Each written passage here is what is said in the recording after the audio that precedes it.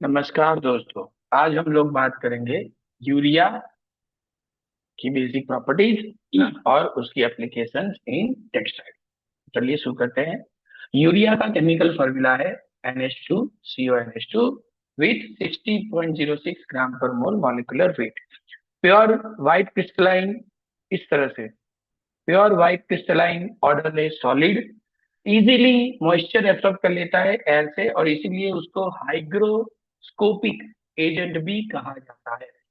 Neutral organic compound, और normal level पे अगर यूज किया जाए तो वो नॉन टॉक्सिक भी है।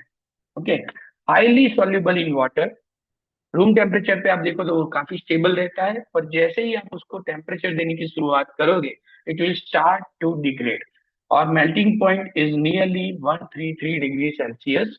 और इसीलिए मैक्सिममली यूरिया को हम लोग टेक्सटाइल में यूज करते हैं जब डाइंग किया जाता है या प्रिंटिंग किया जाता है। और the beauty of urea is hygroscopic agent, moisture easily absorb कर लेता है जो हमें हायर टेम्परेचर पे चाहिए। तो एप्लीकेशन देखते हैं। डाइंग में हम उसको यूज करते हैं सॉल्युबिलिटी बढ़ाने के लिए, स्टीमिंग के दौरान मॉइस्चर को रिटेन करने के लिए, मतलब जो मैंने अभी बोला वही moisture in the sense it's a water molecule H2O। और हाइग्रोस्कोपिक एजेंट स्टीमिंग के दौरान फैब्रिक को वेट कंडीशन में रखने के लिए मॉइस्चर को एब्सॉर्ब करता है और फैब्रिक को थोड़ा गीला रखेगा।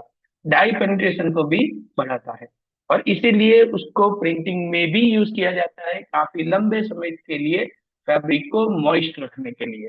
वो कलर भी इंप्रूव करता है और शेड की ब्राइटनेस को भी बढ़ाता है। और अल्टीमेटली इस सब से क्या मिलता है? We are enhancing the fastness properties by utilizing the urea. और इसलिए यूरिया को काफी सारी मात्रा में यूज किया जाता है रिएक्टिव प्रिंटिंग में, डिस्चार्ज प्रिंटिंग में, और पिगमेंट प्रिंटिंग में भी। फिनिशिंग में भी उसको यूज करते हैं। क्रॉस लिंकिंग जब करना होता है हमें रेजिन का, तो क्रॉस लिंकिंग की स्पीड को बढ़ाने के लिए promote the cross linking. Okay, crease resistant और इजी केयर फिनिशेज में। और यही बात हमने हमारे लास्ट वीडियो में भी की थी जब हमने फॉर्मल्डिहाइड रेजिन की बात की थी, that all the formaldehyde resins are ultimately contain the part of urea. Protein fibre like wool और सिल्क, उनको स्वेल करने के लिए भी यूरिया को यूज कर सकते हैं। और जब बायोस्टोर्किंग या बायोस्कावरिंग की बात की जाती है तो एंजाइम बनाने के लिए जो फर्मेंटेशन प्रोसेस की जाती है, वो फर्मेंटेशन प्रोसेस में नाइट्रोजन का सोर्स हमें यूरिया प्रोवाइड करता है। मतलब urea is the nitrogen source. Why? Because it's a NH2CONH2, दो नाइट्रोजन उसके अंदर है, तो it's a nitrogen source which help to ferment the enzyme preparation which is use in बायोस्कावर।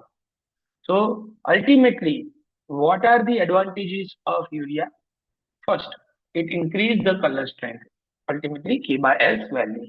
It improves the levelness in dyeing and printing. Patchiness और uneven shade को भी कम करता है। और सबसे बड़ी बात जो इंडस्ट्री के लिए माइंड रखती है वो है कॉस्ट इफेक्टिव और इजी टू हैंडल।